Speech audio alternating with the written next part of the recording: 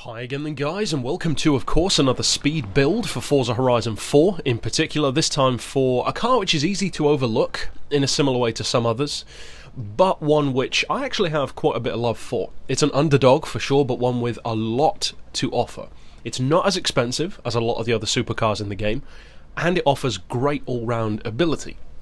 And given that it has Viper DNA, at least in the form of its engine, it's not actually surprising that it's pretty good. Pretty much every vehicle that has had any kind of similarity to the Dodge Viper has always been good. The Devon GTX, this one, the Spano, even something like the Dodge Ram with the Viper engine turns it into one of the best pickup trucks around. Now, as far as the performance goes and as far as the tuning goes, you can see from the benchmark just how good it can be.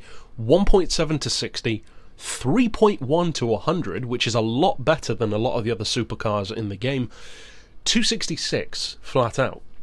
Now, I've done two different tunes for this one in S2 and one in X, and both of those are on my storefront. So if you want to use the keywords down in the description below the video or use my gamer tag, you can find either of those pretty easily. Now, currently the most popular one has been the Group X, which kind of surprises me. I would have thought more people would go for the S2 version, given that both tunes are essentially the same in terms of performance. However, as far as the tuning itself, of course you want to upgrade the power as far as you can. I would strongly recommend all-wheel drive for reasons that I've mentioned before.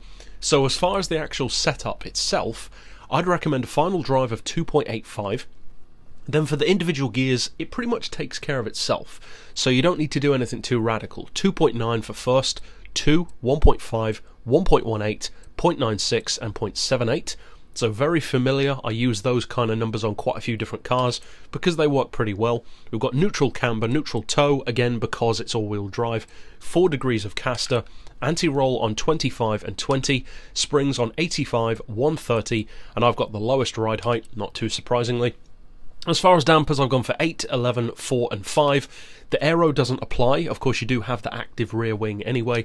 And as far as the diff, I've gone for 100%, not too surprisingly for the acceleration side of things, 0 for the decel, and a 75% split toward the rear. So a little bit more toward the back than I typically have, but this car has very good handling. If you take something that's Viper powered but make it mid-engine, well, look how good the Viper already is with a front-engine rear-wheel drive layout, and then, of course, it could potentially be even better with a mid-engine. So that's it for the tune.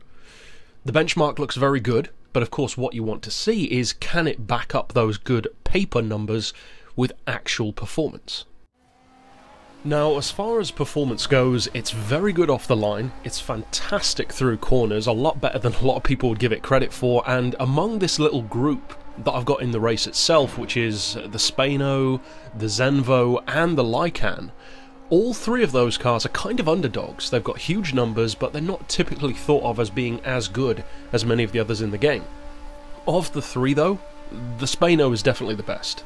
And the acceleration, combined with the handling, makes it a formidable opponent. So overall, if you do use this tune, I hope you have a ton of fun with it, and click here on screen to see all of my others. But for now, as always, thanks for watching.